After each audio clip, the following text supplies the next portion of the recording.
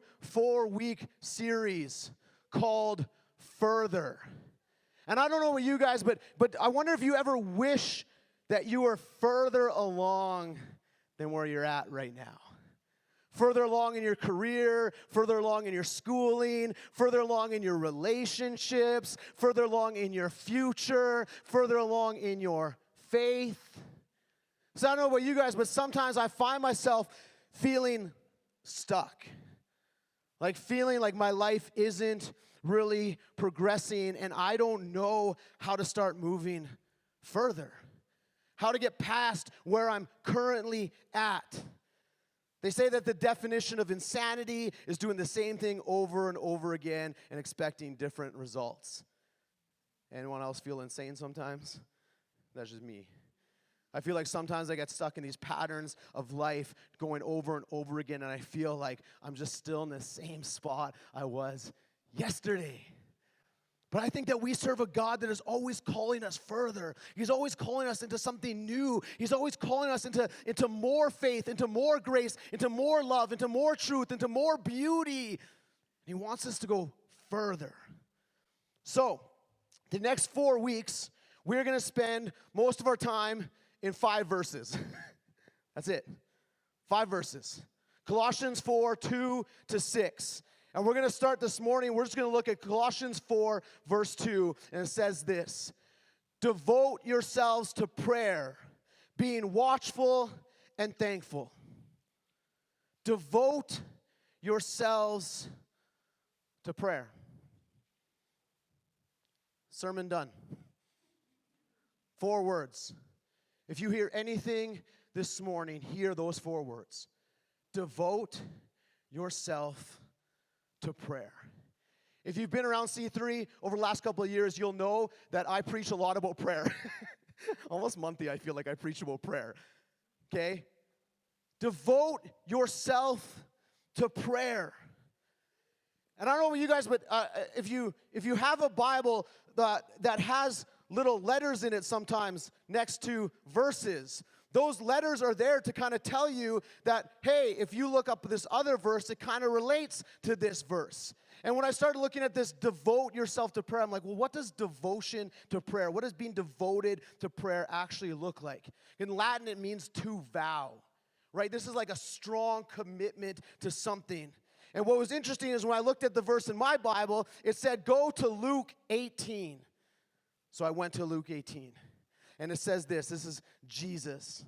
Then Jesus told his disciples a parable to show them that they should always pray and not give up.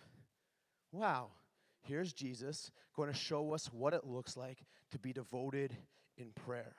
He said, in a certain town, there was a judge who neither feared God nor cared about men. And there was a widow in that town who kept coming to him with the plea, grant me justice against my adversary.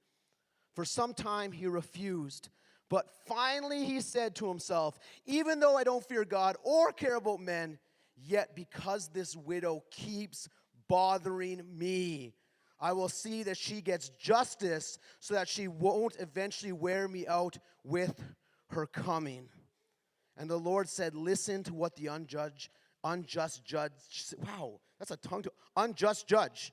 You can do it, Greg. Unjust judge says, and will not God bring about justice for his chosen ones who cry out to him day and night? Will he keep putting them off? I tell you, he will see that they get justice and quickly. The widow kept bothering the judge. Being devoted to prayer is about trying to annoy God. Listen, you can't annoy God, okay? You can annoy your spouse. I'm really good at it. Yep, amen.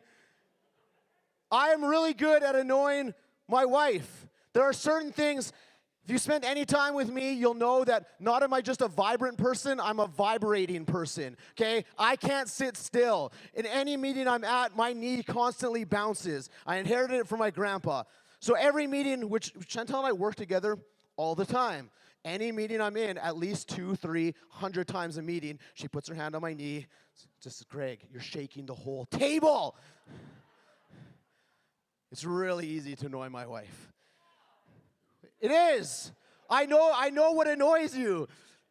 Lately, this is a new one that's come up just in the last few months.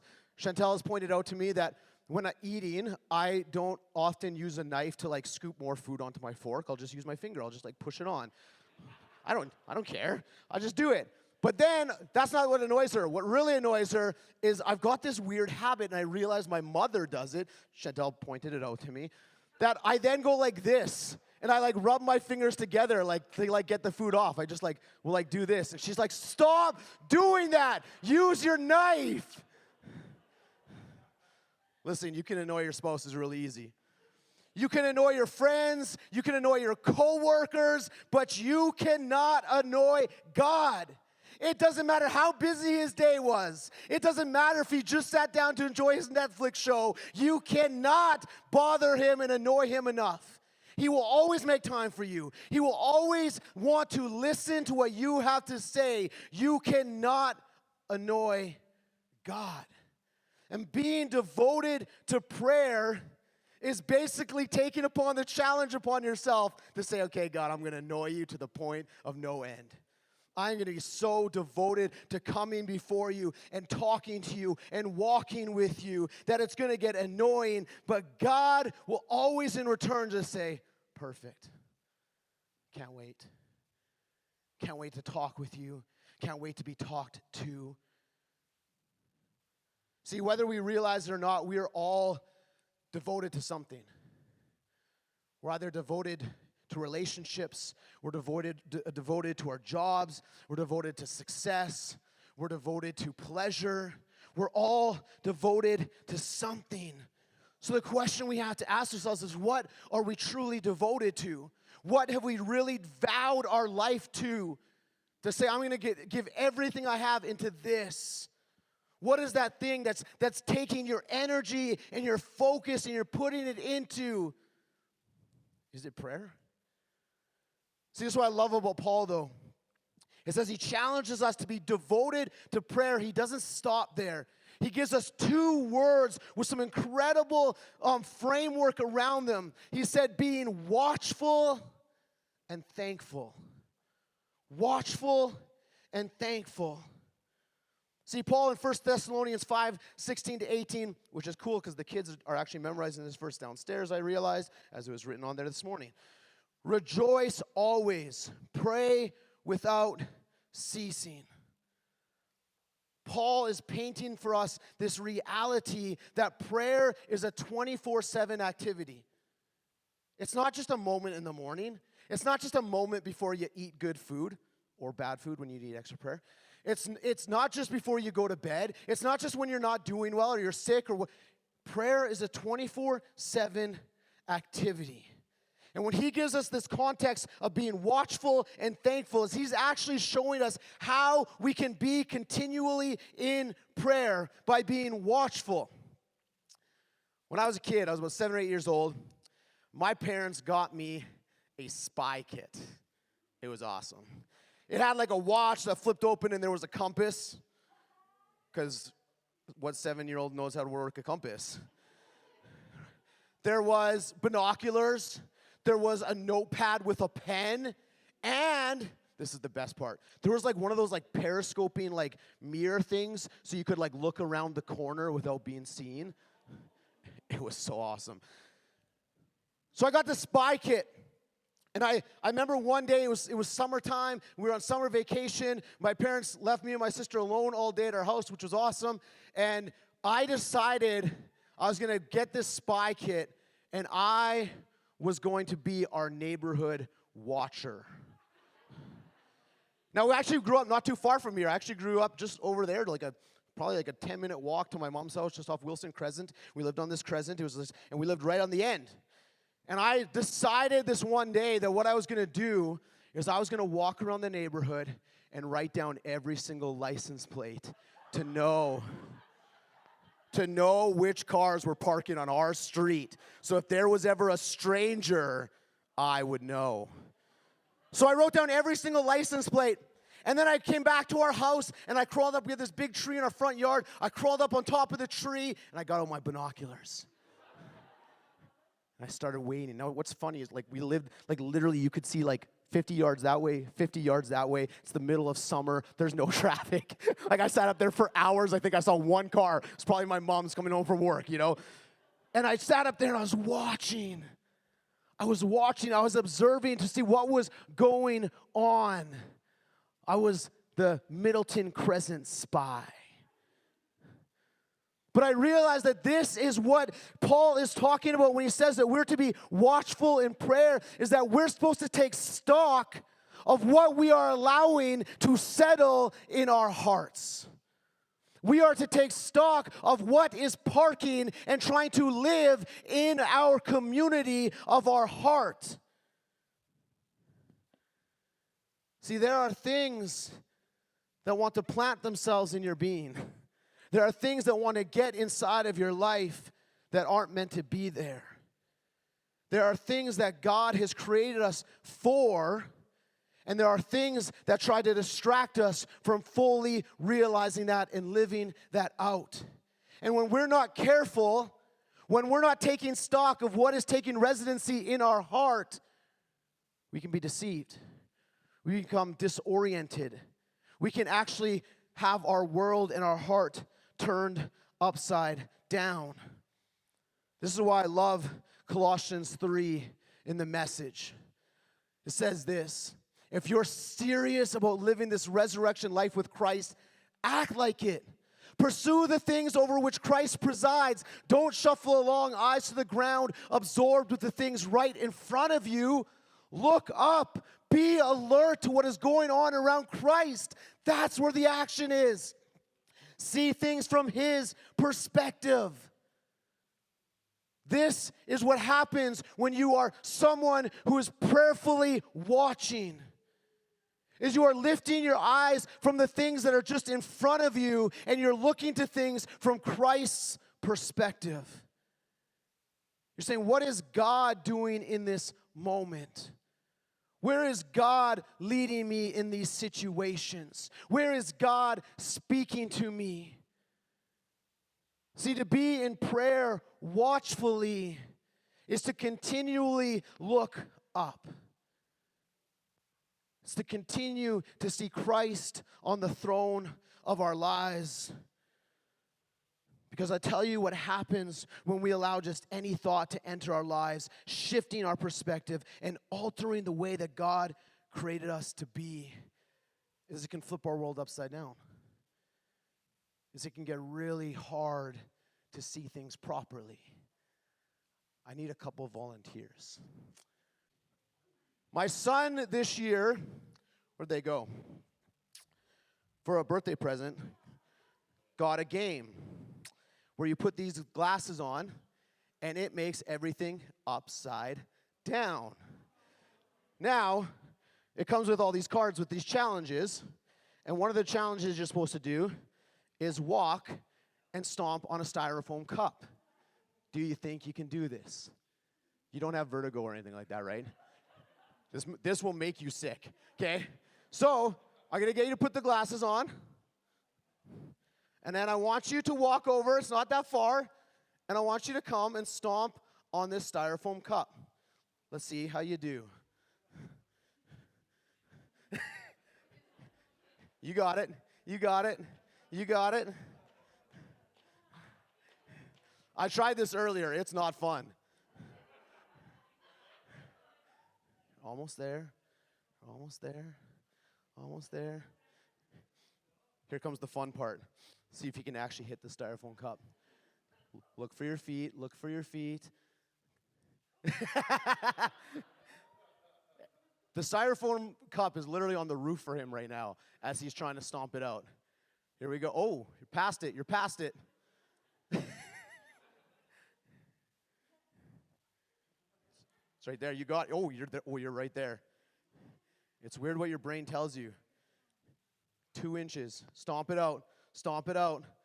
Oh, nice. Nice. Okay, Lindsay, it's your turn. We're going to start you a little closer. All right.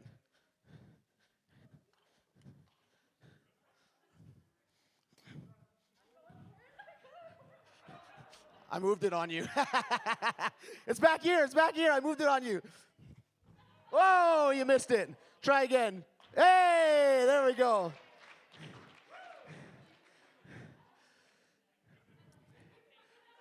After church, I'll lend out those glasses. You guys can all have fun with the upside down world. See, the reality is when everything is upside down, it gets really tricky to see where you're going. Everything gets distorted. We stumble around, and our perspective is not the way it's supposed to be. We're slower. We're confused. We're frustrated. But the reality is when we devote ourselves to prayer, being watchful, is that we perceive what is going on in and around our lives. We see things properly. We see things as they're supposed to be. We set things right in this upside-down world that we live in, and we're able to move in the way that God intended for us to move. See, when we're not watching and life gets filled and things take up residency in our heart that aren't meant to, what happens is fear and doubt and worry creep in. And when fear and doubt and worry start to take up residency in our heart, then it crowds out the room for thankfulness. You see, being watchful actually protects what gets into the heart, because thankfulness flows out of the heart. Again, in that 1 Thessalonians verse, rejoice always, pray without ceasing, give thanks in all circumstances, Paul says. In all circumstances. Not just when life's going good. Not just when everything's just smooth in your life. He says in all circumstances, you can give thanks. In the pain, in the brokenness, in the frustration, you can give thanks.